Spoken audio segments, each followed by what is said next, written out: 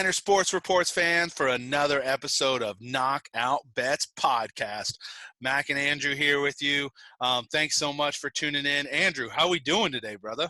Hey, we're doing great, especially after how last week's card went with our bets. Dude, we had a good freaking week last week. Oh man. Talk to me. What were some of your highlights of last week?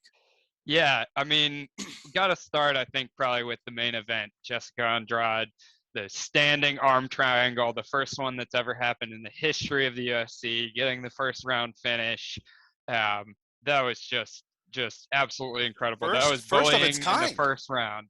First of its kind. First one ever. And I tell you what, oh my gosh, when they saw, like, I knew it was tight during the fight, but when they showed the slow-mo and you saw Lainnesse's face just like literally looking like her soul was leaving her body, I was like, oh my God, that might be the craziest thing ever. And it was so in there. So in there. Yeah.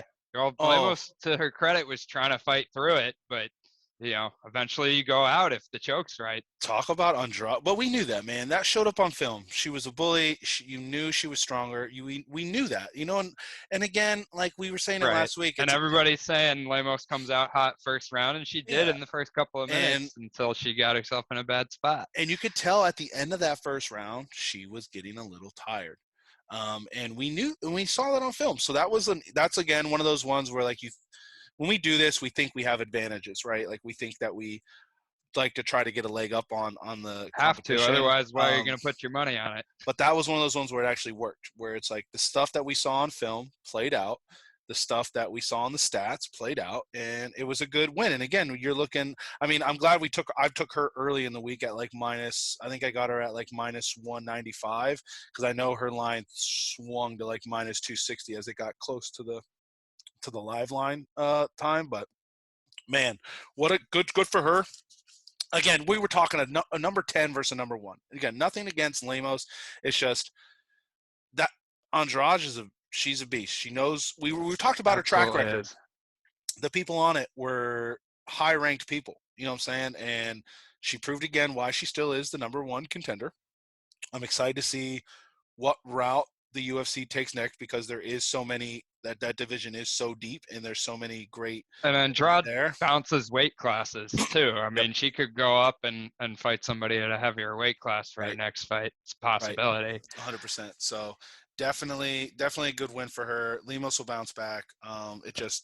Hey, you went up against a really tough girl. Sorry. Another slick submission on that card was the co-main event. Claudio Puelles. You got Guida going for the takedown. They get into some grappling. So fast, so quick. Like, dude, still even now thinking about it a few days later, so quick to the knee bar right there. And again, same thing, right? We knew Clay was going to come out fast, and we knew he was going to throw caution to the wind, and it really was working for him for a while. I actually thought he actually was doing really, really well on the ground compared to like how good of a grappler Puelles was. I thought he had a really tight arm lock in there, and then you could just tell veteran took over. He got out of it. He stayed calm and patient. And then he went Clay and tried to get in a quick scramble, and then bam, he was in a knee bar game all over. Of a sudden. And credit to Puelles for that. I mean, that was so quick, so smooth. So, the guy's a good grappler, which we knew going into that one. Yeah, it's going to be interesting to see what they do with him next. I definitely think you got to give him someone at least ranked, or if not, like someone up higher in the rank, like close to that top 15. Maybe somebody in the 20 to 25 range next. Because again, Clay's great. Clay's good. He's definitely a gatekeeper, but I need to see what he can do against like a top 20 guy, maybe even a top 15 guy, because he does look like he's the real deal. Puelles, I mean, that was quick, and against someone who's it was also quick and it was slick. And Guida's a good wrestler by his own regards. So, but definitely good for that young one. Another one. Yeah, you want to see him against another guy who has grappling chops. So like somebody who can stay on the feet, who can scramble well, who can somebody who's good all around. Right. And then that's kind of the next real test after the Clay Guida test. Yeah, 100%. Talk to me now. I know you had Felipe Lins as your knockout, and oh my God, he threw so many knockout punches. That thing, and I felt like it was so close good for him in the second round at certain points. I think the best shot for the KO was in the second round, but there were also chances in the third round too.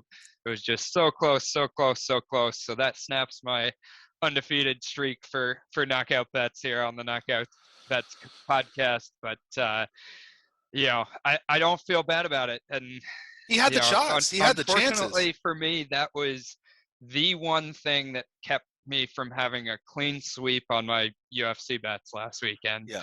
I mean, I had little this and that with Bellator and other things, but we both had really, really good weeks last week betting wise. I had, except for the Lins knockout, I had a clean sweep on all of my bets. So that definitely felt really good. It's nice to have a week like that where everything goes right, and it tells you that the work you're putting in during the week to go back and watch all the old fights, to look at the stats, to do this, read that, read Twitter, read somebody's write-up. We're such degenerate all gamblers. The work that you put into it. Right, but to have a week like that last week where you get almost everything right, it's like, okay, I am doing things right. Even when there are the weeks that are tougher, it's of course obviously nice to have those good ones. Yeah, 100%. Now, speaking of great betting and hitting, and I did have Lins on the money line as plus. Yeah, so I'll take that win, even if he didn't get the knockout. And again, knockout. you got to throw the knockout in there because you could think that. I mean, again, he had the potential to do it. He had chances a couple of times. But my favorite one, again, wasn't UFC related, but I called it and I told you to take it. And not only did I hit my Tyson Fury KO, I hit 6th round. I placed a bet for 6th round finish. Tyson, and it plus was 900 or something like that. Yeah, plus 900, and it was crazy because I was watching with my buddy, and in that 3rd round, looked like there was a little bit of like shakiness going on with White, and I'm like, keep alive, buddy. And then 4 came, I'm like, keep alive, buddy. Then 5, keep alive, and then we're in 6. I'm like, all right, come on, Tyson, finish him. And I was literally 2 seconds away from hitting live line 7th round. I was getting plus 550. And then bang, uppercut. And I was like, yes, let's go, dude. I don't think I've been more excited. It was, you know what, me and my roommate who were watching, we were talking about it. It was just great entertainment. His walkout song was 3 songs long. He sat in a freaking throne. He's singing Sex is on Fire.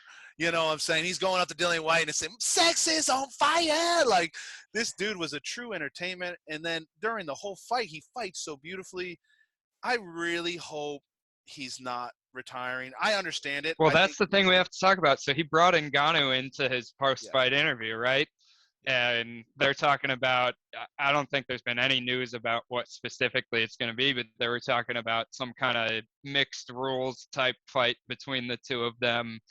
I don't care what it is, where it is, when it is. I'm going to tune in for that. If it's boxing, Tyson probably wipes the floor with him. If it's MMA, Francis wipes the floor with Tyson. Who knows what we're going to get with some mixed rules kind of thing. Maybe you get like 4-minute rounds with UFC gloves, and like 1 round is boxing and then the next round is an MMA fight, something crazy like that. I mean, I'd watch that. I'd watch Tyson punch him up for a round and then watch Ngannou kick the shit out of his legs, take him down, whatever he can do. And that's the thing. I don't know if I would go with Fury in a MMA match, just because Fury's so tall. Not against Ngannou. He's so tall, and he just gives up so much legs. And I think Ngannou would just wrestle him, now that we know Ngannou can wrestle. Well, that's the thing. Whether it's Fury and Ngannou, or whether you're talking about like Kamaru Usman boxing Canelo, or whatever you're talking about, like, yes, we're talking about combat sports, but these are sports that people train every day, have been training for decades of their lives. these are things that people specialize in. I mean, we saw when Conor McGregor boxed Floyd Mayweather. I mean, Floyd Mayweather put on a clinic as he should have. I mean, yes, we're talking about combat sports, and yes, boxing is a part of MMA. But I think anytime you get somebody outside of their sport, that's just a really, really tough ask. Yeah, it is. Especially if you're going against somebody that's elite, one of the best of the best in that sport. Yeah, and then again, I understand Tyson retiring.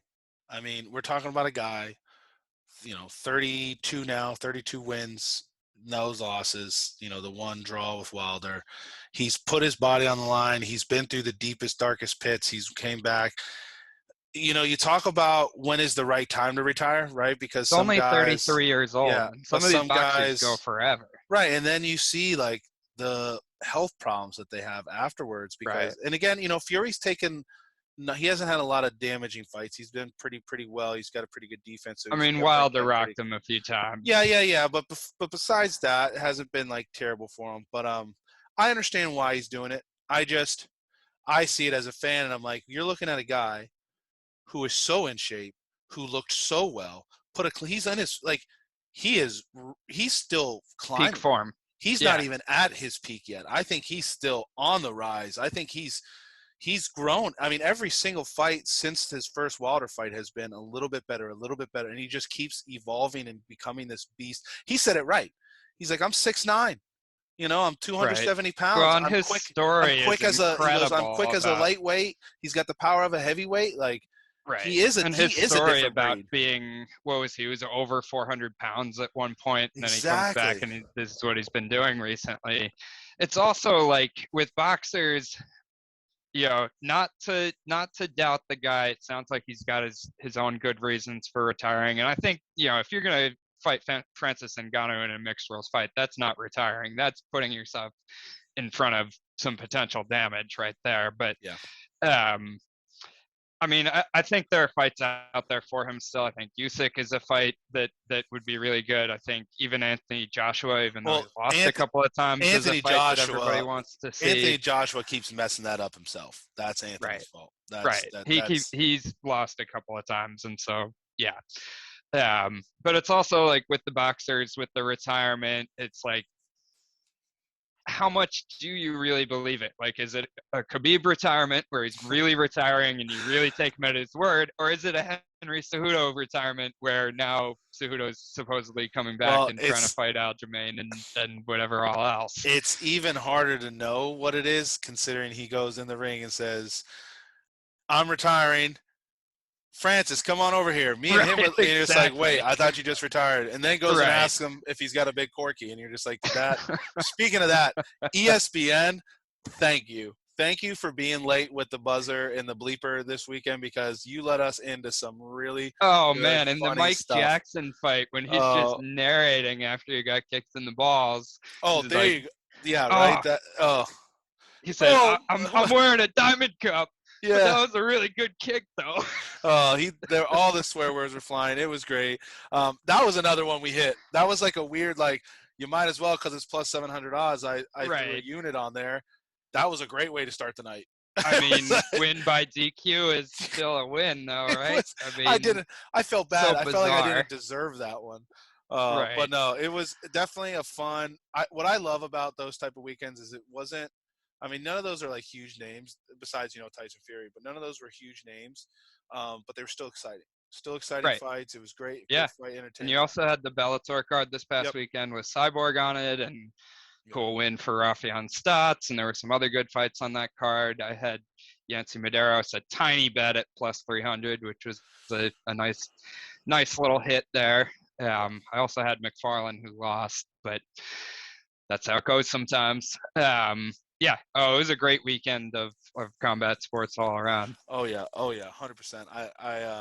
I definitely enjoyed it, which means right back at it. We got another one coming up. So you ready to go? You ready to dive into this one for UFC Fight Night? Font versus Marlon Vera. You You ready to get Let's down do and it. nerdy on I'm this one? ready. Let's go. All right, so we got UFC Fight Night. Rob Font, Woburn's finest. Shout out Pat Malone for that one versus Marlon Cheeto Vera. Gonna be an absolute. And again, we say this every time, but this one, we got two This is a war. dangerous men, both with great mixed martial arts skills that are going to go be battling it out here. I'm super excited. Like we've done the past couple weeks here, we've went through and we're just going to go over our fights to watch out for and the ones that we think you should either stay away from or bet. But definitely this not the whole card. These are just the top high level ones. Our highlighted fights. And these are the ones definitely will again either be betting or won't be betting. Well, I guess that's all of them, right? Yeah, right. Well, we're liars. We're degenerate gamblers. We're betting on everything, even if we probably bet most of them, but just bet smaller on the ones we don't talk about. Even if we say we're passing, we're betting it. Somehow that's the truth behind the scenes. Whether it's a live line or it's a last minute, we're chase betting because one of our other bets didn't hit. Or riding high on winning a few in a row. Yeah. Throw something in the 3 minutes before right. the fight It's like because again, I think this is off topic, but this is why I love sports betting is because it really does increase the entertainment value of the sports. I enjoy watching the sports more when I have money on the line. And again, whether it's a little bit or a lot, whatever it is, bet responsibly, but I do think it improves the entertainment. It definitely makes it more fun for me. So our first fight to watch comes on the prelims. This is a welterweight matchup. This is Gabriel, the Gifted Green, versus Johan, the White Lion Lainesse, who is making his UFC debut. Green is coming in at 10-3. Johan is 1-0, coming off his debut now, or coming in. Well, he's like 8-0 or something. 8-0, yeah, 8-0, but 1-0 in the Contender Series. Yep, got that win on the Dana White Contender Series. So, talk to me. What's your first opinions on this one? Yeah, so I have two strong opinions on this first one right off the bat. So Green is a guy who pressures well. His striking isn't world class, but it's very, very solid. He's got good combinations. He has heavy, heavy leg kicks.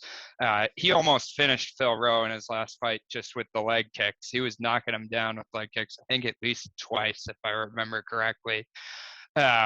He also has 5 rear naked choke wins on his record. He's really good on the ground. He has good submission game, strong cardio, just a well-rounded, very, very solid fighter. Lainesse, what he has going for him is 2 things. It's that he's big. He's 6'1". Green's going to come in, I think, 5'8". And Lainesse, he's just one of these guys where when he cuts weight and then he rehydrates, eats some food after the weigh-ins, he blows up really big by fight day. Like there have been talks and reports about him putting on more than 20 pounds between weighing in and fight day. So he's going to be a big, big guy.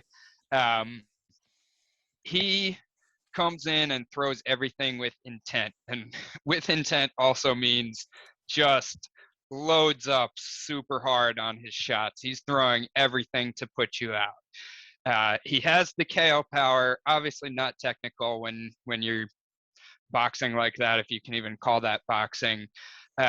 He's very hittable because he does have that style on the feet.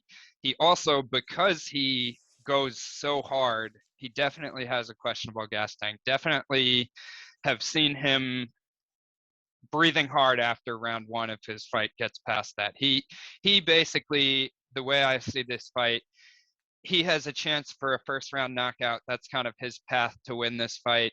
And if he doesn't get that first round knockout, which I think Green is good enough, solid enough all around to avoid that, I think this is Green all day in rounds 2 and 3, if not Green in round 1 also. If it even gets that far, I think Green has the potential to finish him at any point in the fight. So I'm going with Green. I've already betted it minus 125. The line has since moved even wider. I think green's around -150 now. So that's what I'm seeing happy too. happy to get in front of that little line move. I think it's probably going to move maybe even a little more as the week goes on. So I'm definitely happy with the number that I got my bet at, and I feel pretty good about it. The other thing I think to look at for this fight is fight to not go the distance, or maybe even look at the under if they set it at 2.5.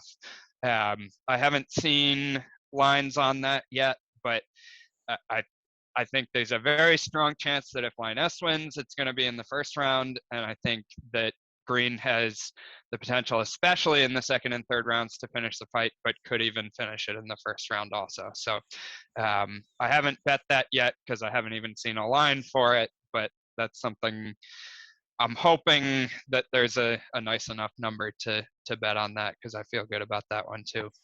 Yeah, I agree with you here. I think Green and again, this is really hard to tell considering there's really not much statistics around Lainesse, but I mean, on paper, Green, he's got the talent, he's got the ability to win, he's got the cardio to win this thing. He's I think got a lot of different weapons and tools that he can use here in this fight that can really put the pressure on Johan.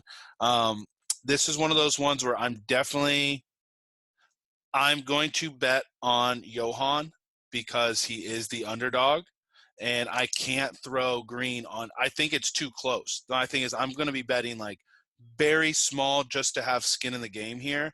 But besides that, like, I can't throw Green in part. I just, like you said, this thing could end in the first round because, and again, and the reason why we're talking about a guy who's making his debut against a guy who's 10-3 and has all, like, again, you look at the strikes landed, but all right, you compare it to other fighters.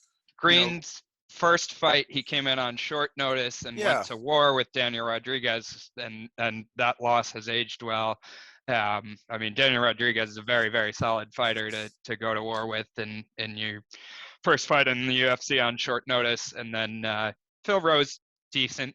Yeah, that's a solid win. But like, even compared across the board, like, again, we're only seeing one fight off of Lainesse right now, but like, even most fighters, you don't see 6.57 significant strikes per minute. And that's what Green's come. So he's throwing lots of volume. He throws really good combinations. And he's landing at a 46% rate. He's not taking very much. You know what I'm saying? Like, he's doing pretty well. He's got great takedown defense.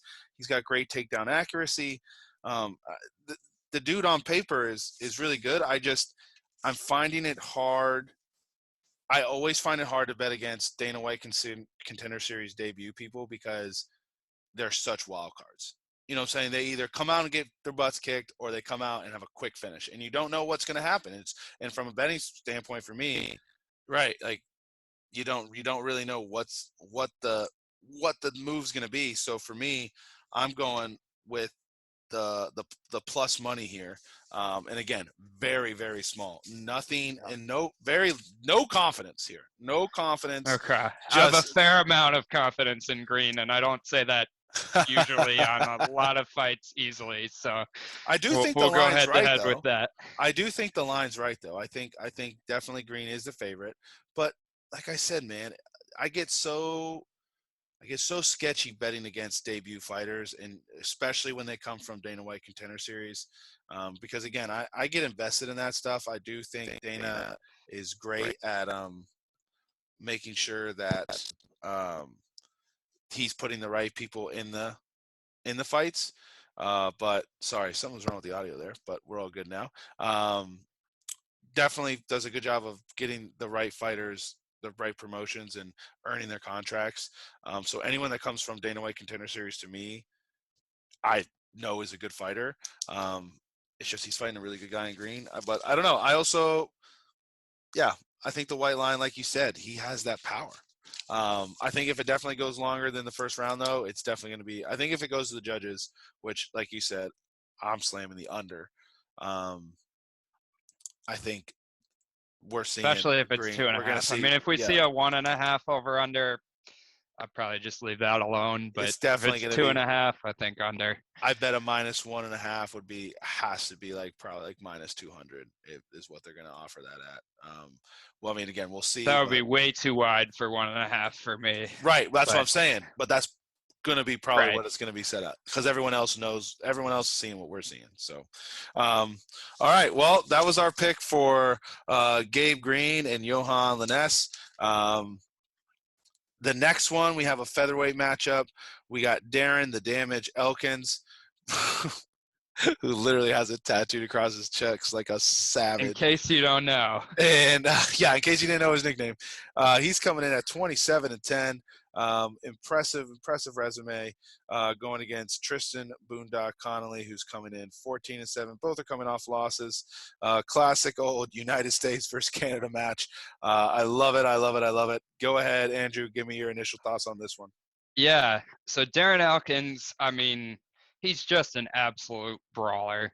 He's not a legend in the way of winning championships, but he's a legend in the way of a guy who has put on an incredible amount of amazing fights over his entire career. He's super, super, super tough.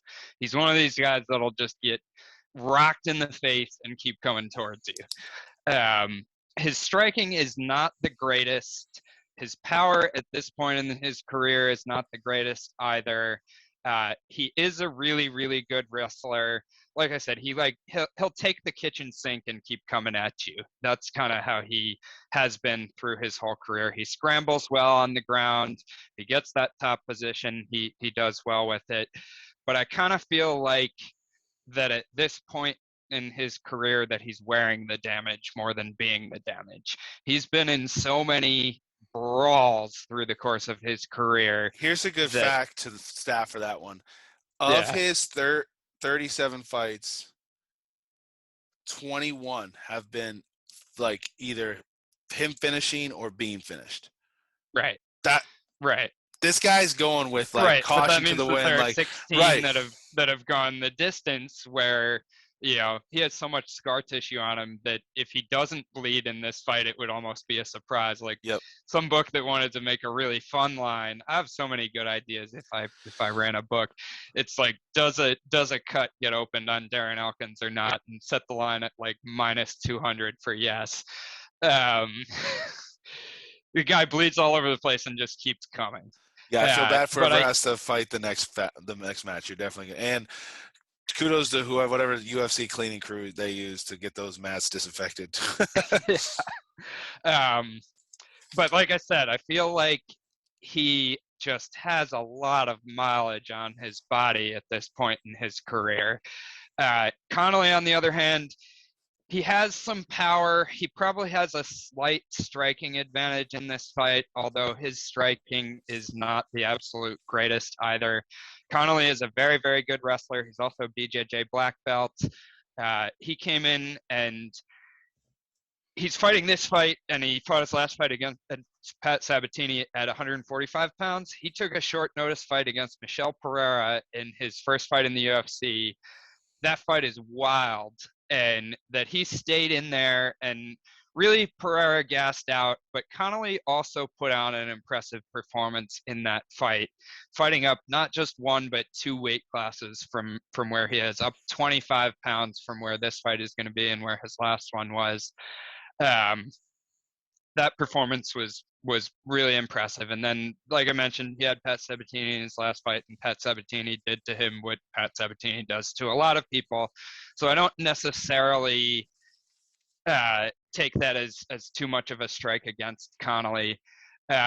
Connelly is also a guy like Elkins that keeps coming forward. He's got a heavy right hand. He kind of paused the jab and then tries to bring the right cross or the right kind of clubbing hook, and like a lot of wrestlers, uses that to set up his wrestling. I'm going with Connelly. I've already bet it. I got +145. This is another one where I felt like I got a really good number. There are a few of these that we're going to talk through where I feel like I've gotten really good numbers for what these fights are. I probably should have sat and realized, oh, everybody knows Darren Elkins. Oh, Connelly's record is 14-7. Oh, Connelly lost 6 times before he got into the UFC. A lot of people are going to look at this and go, oh, Elkins is gonna run through him. And so I probably made a little bit of a mistake and should have waited. I think there might even be a better line on Connelly later in the week. I don't have the level of confidence, though, where I really want to have more than one unit on this.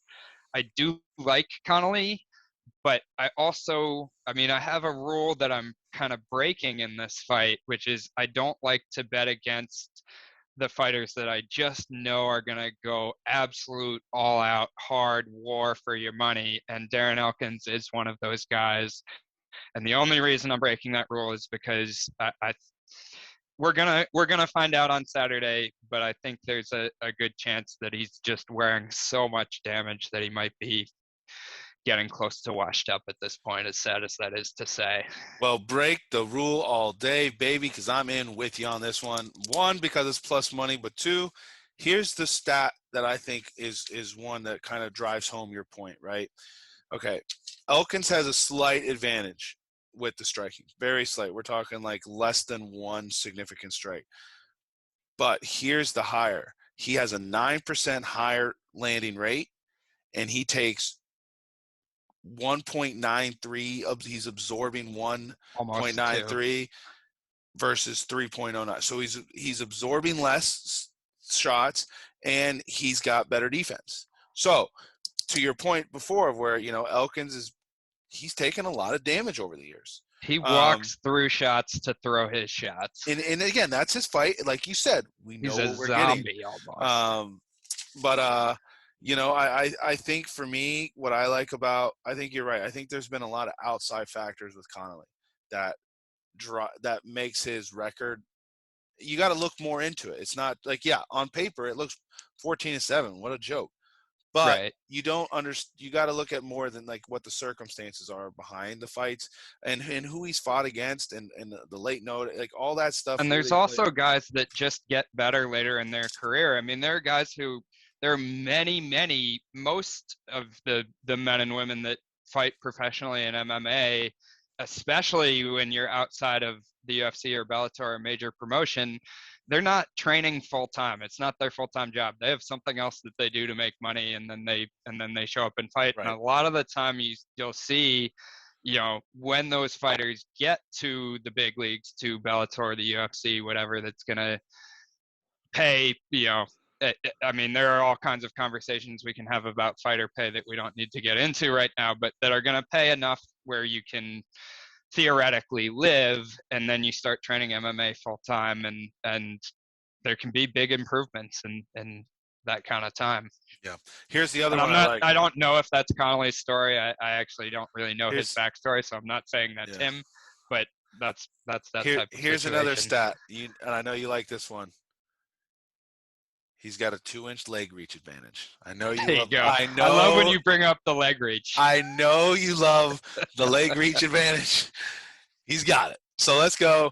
I'm on it. Like I'm going like with the first fight. I am taking this one, not including any parlays. I am taking this one small just to have some skin in the game.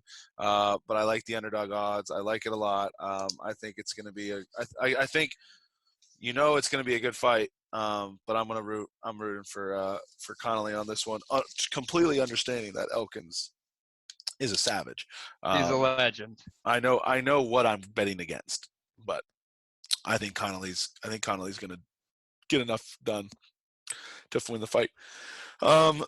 Next up, we have a lightweight match. We got Jared Flash Gordon coming in 18-4 versus Grant KGD Dawson 17-1-1. He's coming off a draw off his last fight. Talk to me. What are your first thoughts on this one, Andrew? Yeah.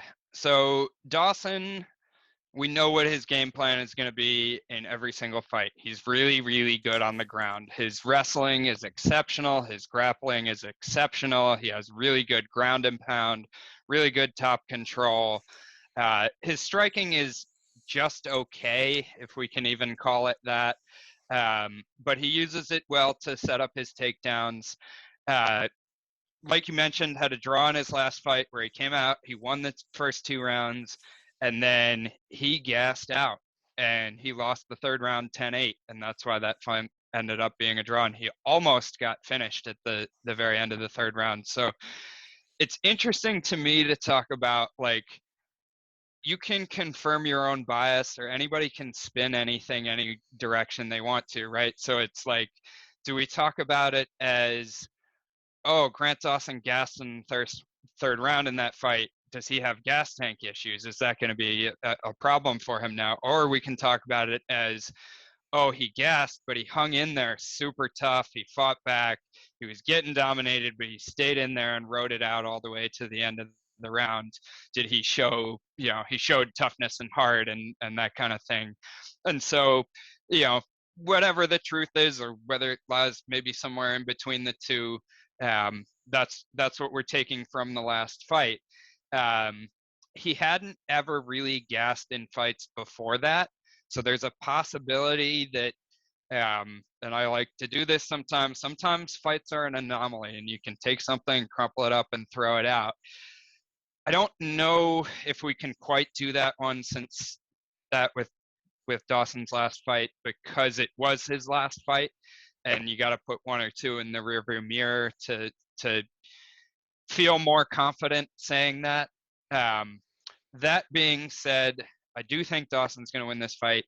Gordon probably has a slight striking advantage in this fight, but his striking isn't all that impressive to me either. Gordon's a good wrestler, but what I think the difference maker in this fight is that Gordon's takedown defense is not what you would call super excellent. Gordon has much better offensive wrestling than defensive wrestling.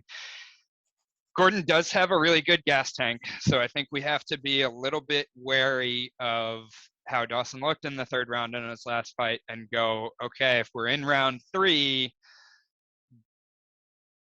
not even saying necessarily that Gordon's going to win that round, but saying that you have to think that if we're just betting round 3, Gordon maybe is the favorite to win round 3. Gordon's last fight, though, was against Joe Selecki. That was a split decision. Gordon did win the fight. I went back and watched that one earlier today. He won the second and third rounds, I believe it was. I can't remember for sure, but I did have him winning 2 rounds in that fight. And that was a super close back and forth fight. To me, it's kind of like a video game almost, where it's like, okay, you beat Selecki, and now, like, your next level is Grant Dawson, who's kind of the same guy as Selecki, but better. So next it's like boss. You've gone from next boss level. The next boss, exactly. That's kind of what it seems like Gordon is getting to me in this fight. I've got Dawson. This is another line. I feel like I sniped a good number. I got him at -145. I feel pretty good about that.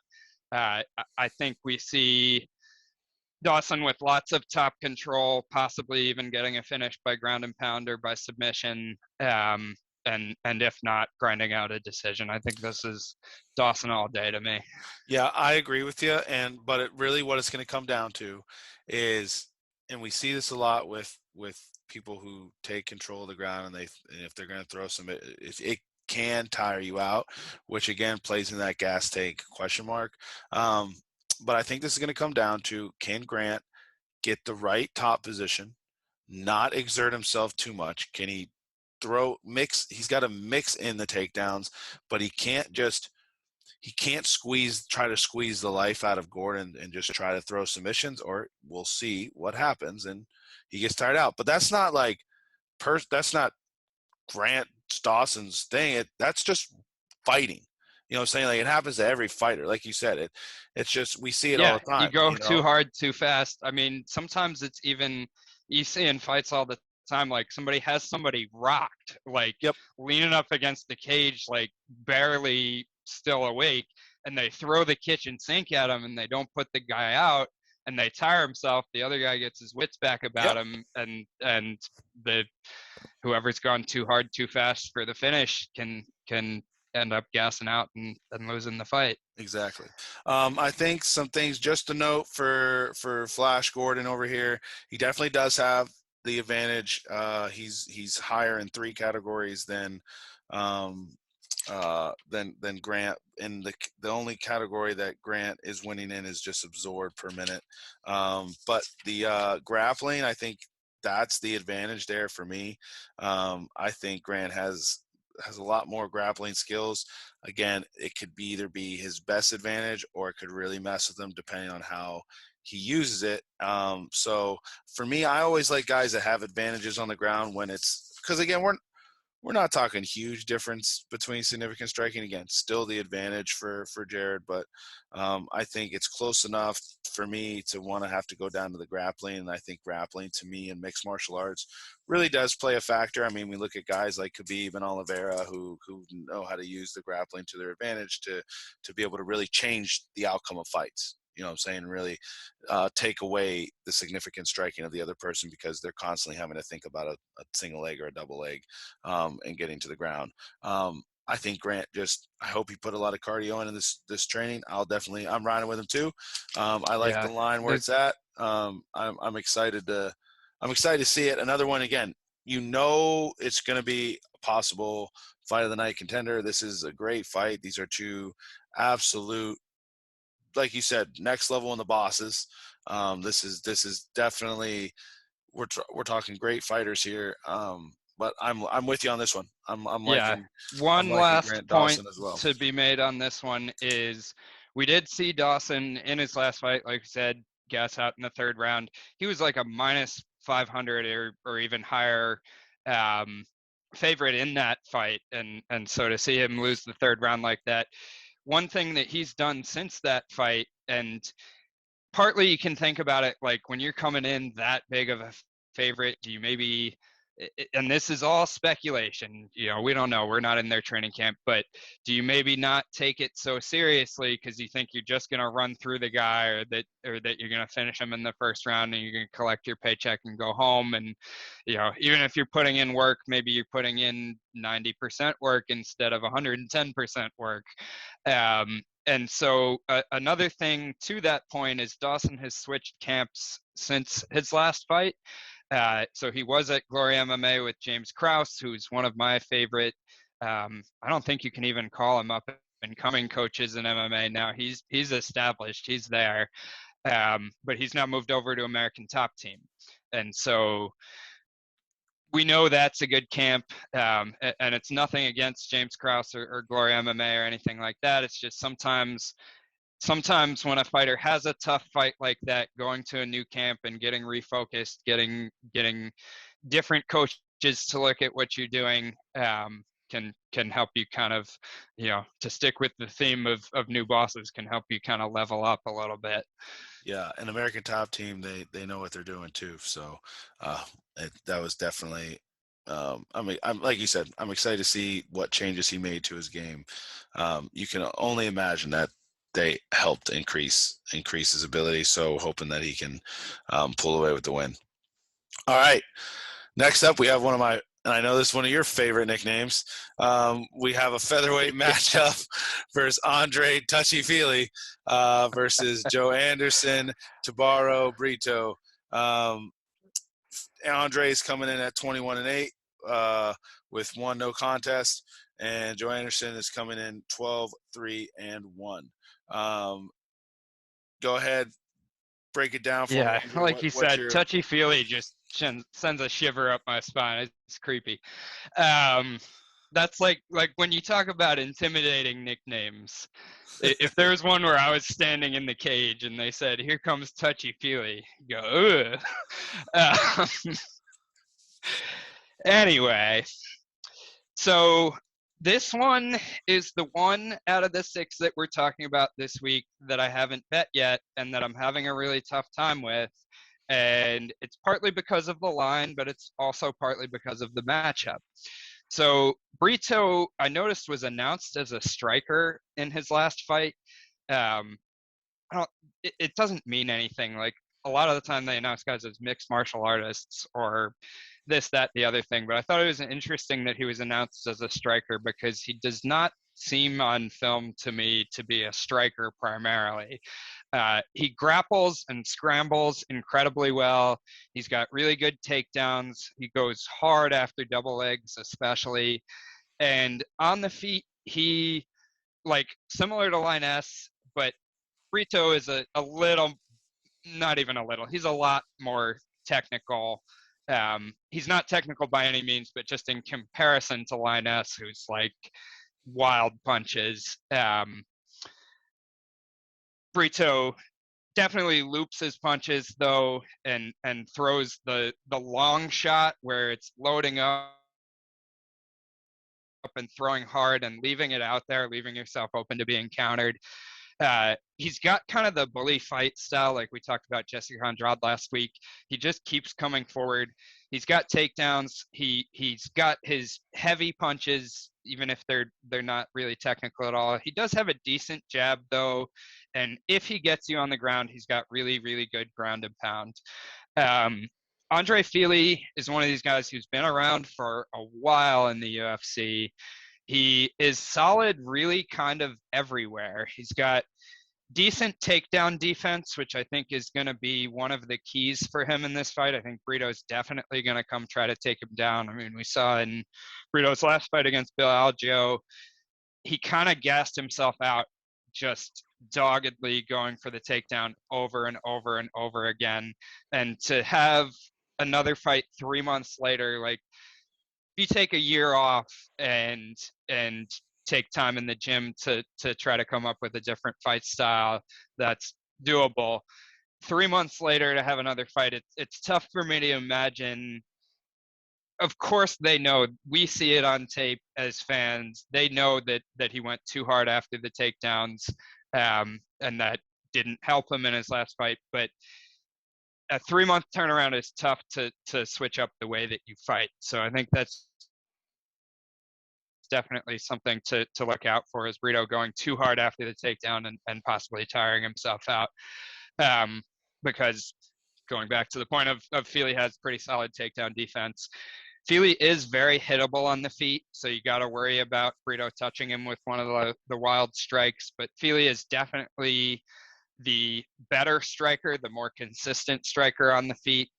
Fili can get controlled on the ground. We've seen him do the, like, Tim Elliott thing of fighting off his back and trying to throw up submissions and giving up a round because he spends too much time on his back. Fili also, at least in his last fight, I didn't see this too much in the couple others that I skimmed through, but at least in his last fight, he ate a lot of leg kicks. He was not checking them well and was getting thumped with leg kicks. Even though he was dominating the fight, he was still getting thumped with leg kicks.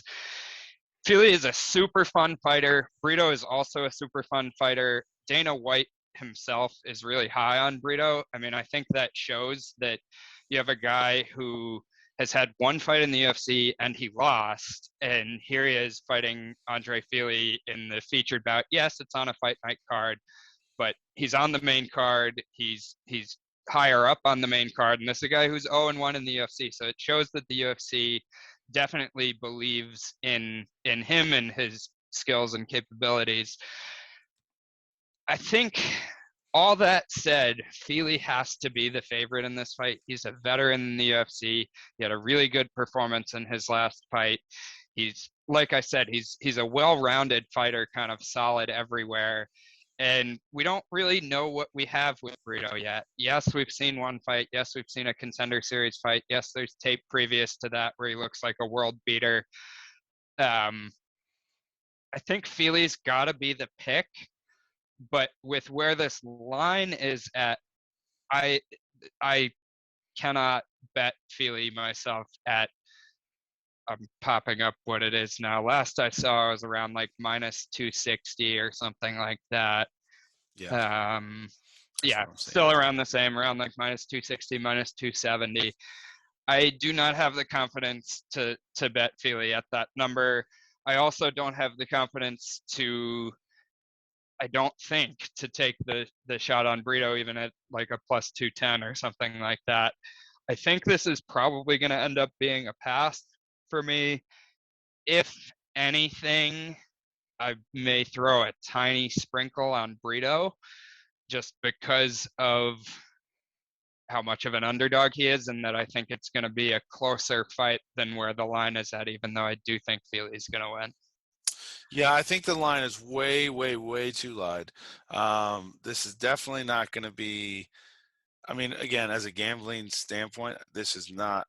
You can't. I definitely think Fili's going to win. I just can't bet him at minus 240 by himself. So we'll talk about it at the end. I've definitely thrown him into a parlay. Depending on where that gets to, I'll probably do the classic. I will probably do the classic bet Brito to cover. Yeah. Because you know how I am with that. Degenerate. Hey, if you hit like 3 solid legs and you can guarantee yourself money, I mean, it's all about how do you feel about like that 4th leg of a 4-leg parlay. It's if you feel good about it, you let it ride. If you don't feel good about it, take the win. Exactly. No shame in taking the win. And we've seen the pluses. We've seen the pluses and and minuses for doing those things before. But like you said, I'll do it. But yeah, I'm gonna go with Fili here. I do think I'm going mostly based off of he's well rounded. Brito actually does have some advantages in a lot of different stat lines, and even the lines that he doesn't have advantages in, he's pretty close. But I think overall, I think we're just going to see a more well-rounded fighter in Fili. I think Brito still has some stuff he has to prove. I do think he's dangerous. I don't think. Oh, he's a fun prospect. Yeah. I don't think Fili's going to go in. Yeah. Disappointed that like coming off a loss, they're giving him Fili as his next fight. Like, yeah, we'll see what happens on Saturday, but there's a fair chance that you end up with this really exciting prospect who's now 0-2 in the UFC in 2 fights. Yeah. So I'm definitely going to be rocking with Fili, but we'll see how the night plays. But it's definitely going to be, I think, a lot closer than the line is right now. Also, sorry, I just got a text. Yeah. Top of the 6th, Brewers Pirates 4-4. So I just want everyone to know. All right. You can't get beat by 21 points and not take the over 7. I just got a text from someone. That's 3 touchdowns. That was literally just like, yo, bro, it just hit. And they're like, thanks for the line. So shout out to everyone who rolled that with me.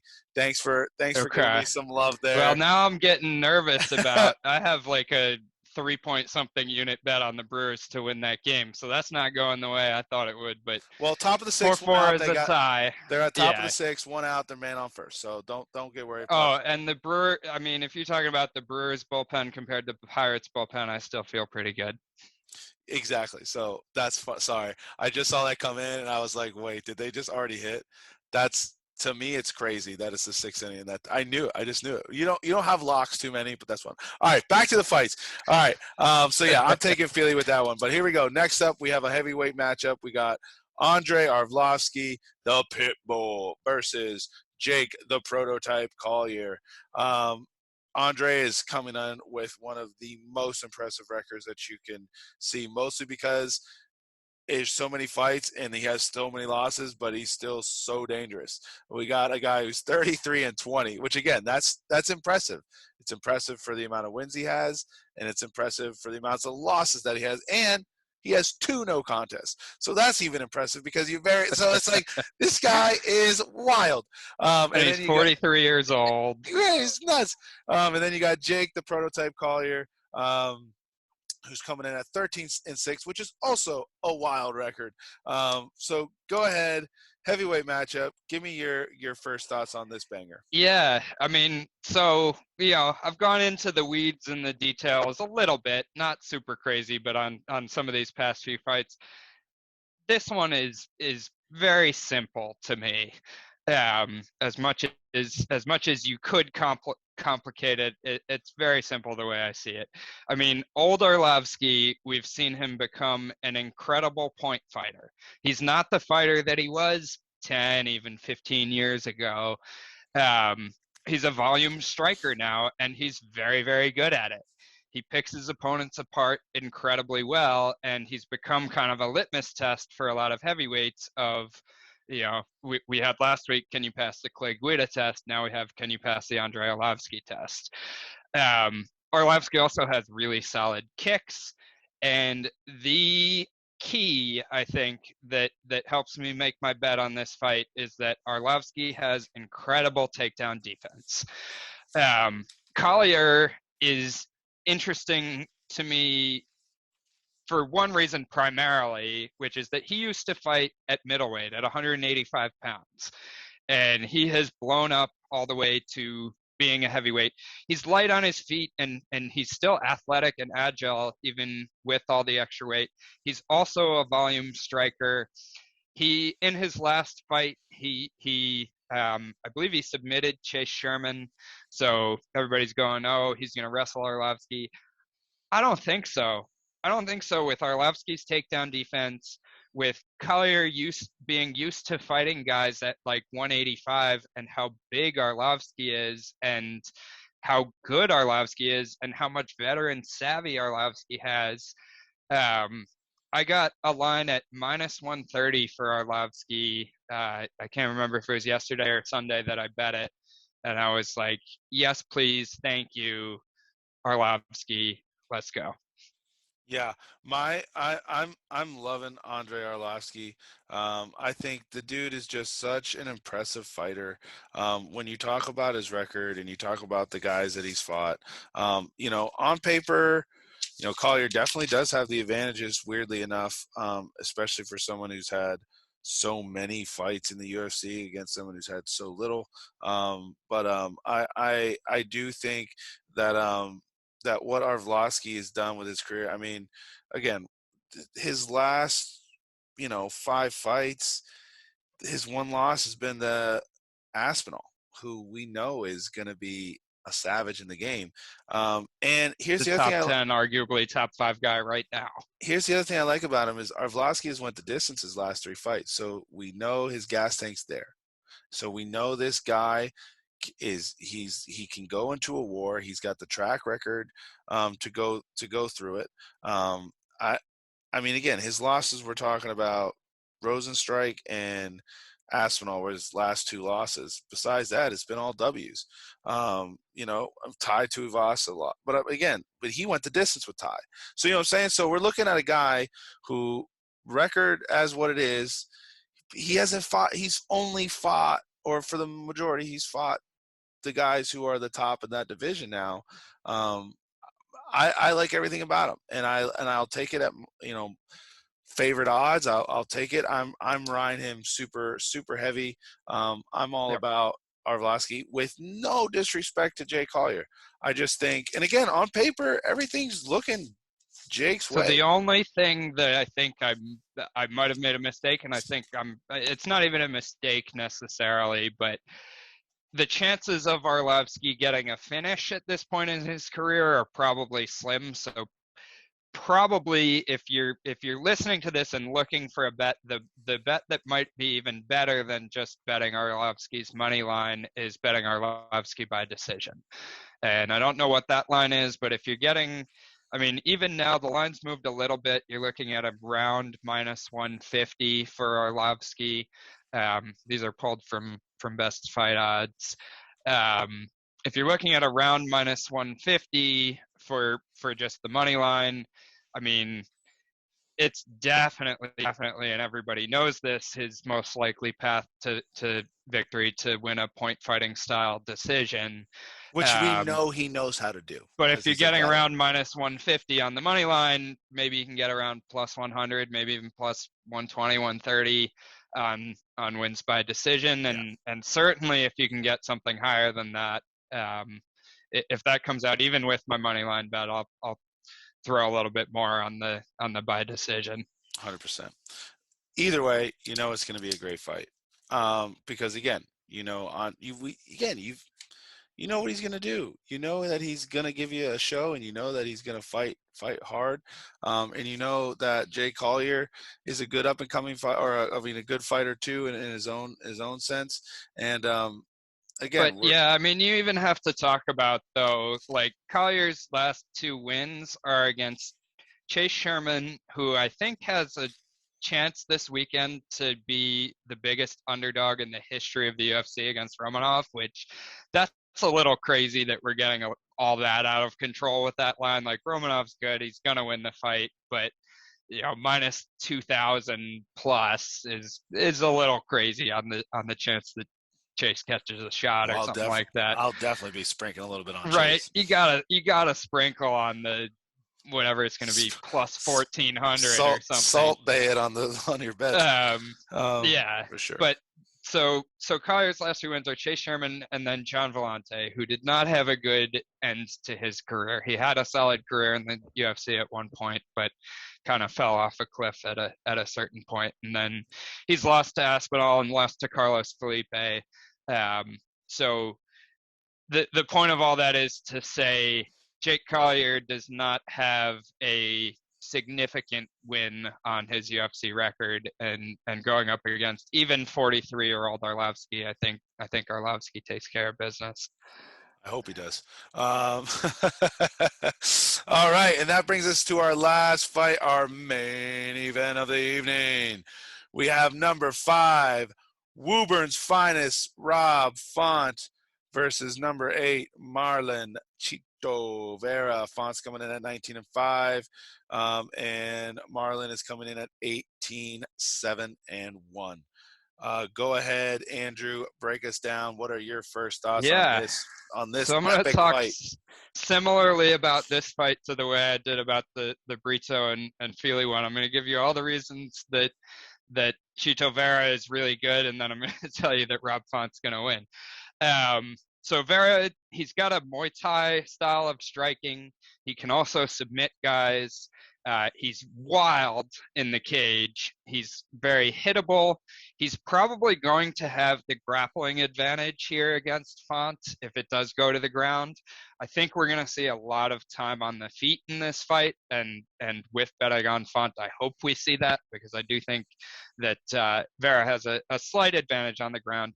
Vera also, what's really interesting about him is he gets stronger as the fight goes on. He's one of these guys that a lot of the time gives up the first round and gets stronger in the second, and then really comes on strong in the third. And what's interesting about that is in his entire professional MMA career has never been in a 5-round fight, and is one of these really explosive third-round fighters. So again, 2 ways to look at that. It's like, oh, he's one of these guys that downloads in the first round and gets stronger as the fight goes on, and he's going to be strong in 3, 4, and 5. Or you can look at it as, you know mentally that you're nearing the finish line in the third round, and so you lay it all out on the line, and you go, okay, that's going to happen in round 5 if we get there in this fight. And also, you just have to put it out there. I don't think it's going to be an issue, especially with how strong we've seen him be in the third round of a lot of his previous fights. But a guy that's never been in a 5-round fight, it's a new experience to, as much as you simulate it in training camp, train your cardio, this thing, that thing, the other thing, it's a different experience to actually be there in the 4th and 5th rounds. And so I think that's something that where Font has an advantage, having had some 5-round experience in his career.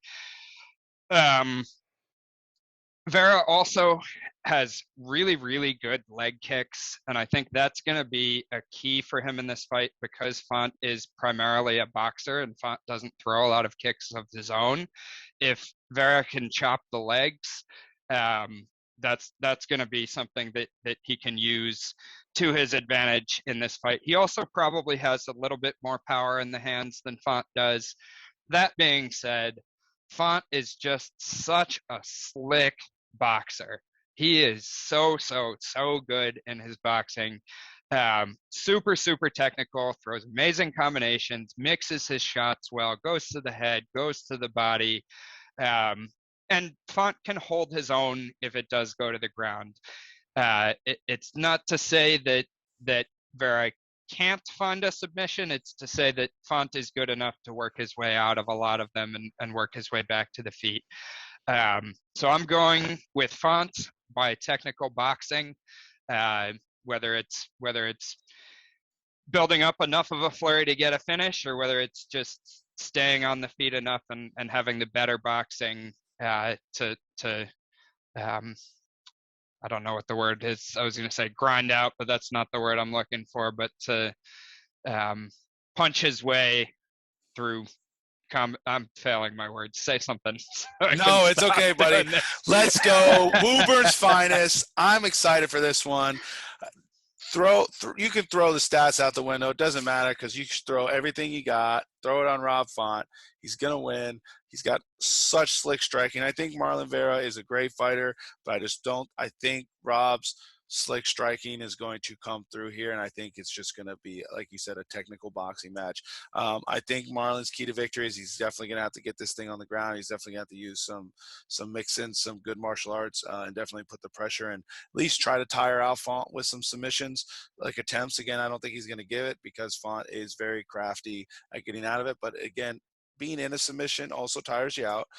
But I think the difference here, like you said, Cheeto hasn't been a 5-rounder, and Rob can go the distance when he needs to. He knows how to grind out a win. So I like him. Like I said, Woburn's finest, home of the Pat Malone, working over at Whoop Whoop Whoop. Let's go. Throw your rent on it. Throw your mortgage on it. Whatever you got, throw it all down. Gamble responsibly, kids. Put the car on it. Do it all. It's gonna be a lock. That's my lock of the week for sure. I love everything about Rob Font. I love his fighting style, and I'm glad we're on the same side. I'm all in on that one. All right, well, that brings us to the end of our fights. Now, Andrew, now we go into our KOs of the night. My KO, I'm taking the White Lion. Johan Lainesse, I'm taking the White Lion. Like he said, there's only one way for him to win. There's only one way. That's the only way he wins. It's the only way he wins. It's the only way. So, with those type of odds, I'm chasing it. So that's my pick, going with the White Lion. Who are you going with? Man, all right. I didn't prepare one before, so I just popped the card up real quick in front of me. We're the Knockout Bets podcast. I can't pass. But if somebody would give me a line on like no knockouts the whole card and give me some pretty hefty money, because you're talking about like 12, 13 fights, whatever it is. If somebody would give me a nice plus money number on no knockouts on this whole card, I might sprinkle a few dollars on it. But for the sake of having a pick, I'm going to go with this is the only one that sticks out to me as like a solid knockout possibility. I'm going to go with Romanov by ground and pound TKO. Love it. And I'm probably not going to bet that because those odds are probably going to be insane. I mean, maybe there's more of a chance that he gets a submission than a knockout. So, yeah, I'm going to go with that as my pick, but I'm not going to be betting it. I love it. All right. Next brings up my lottery ticket pick. I was telling you about it before the show. I'm loving it. I got plus 300 odds here. So again, not a huge lottery ticket, but definitely something I like. My lottery ticket plus 300, not a huge one, but I still like it enough. I'm going to actually be throwing quite a few units on this one, but I'm going with a 3-teamer. Okay. So I'm usually about the 5-teamers. You know me. I love my 5-teamers. And usually higher than plus 300 too. Which I did hit last week.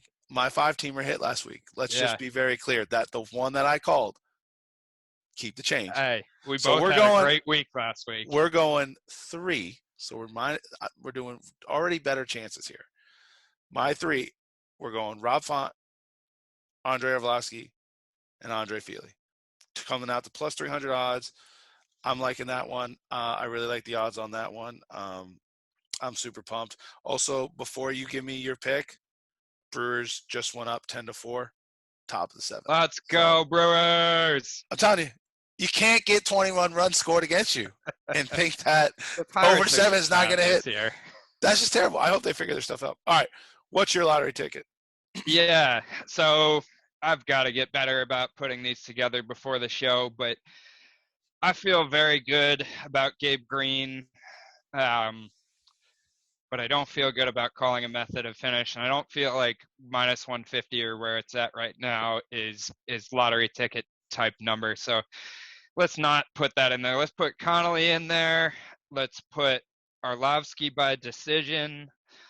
And you know what? This is what's going to make it a lottery ticket is we're going to put Brito in there.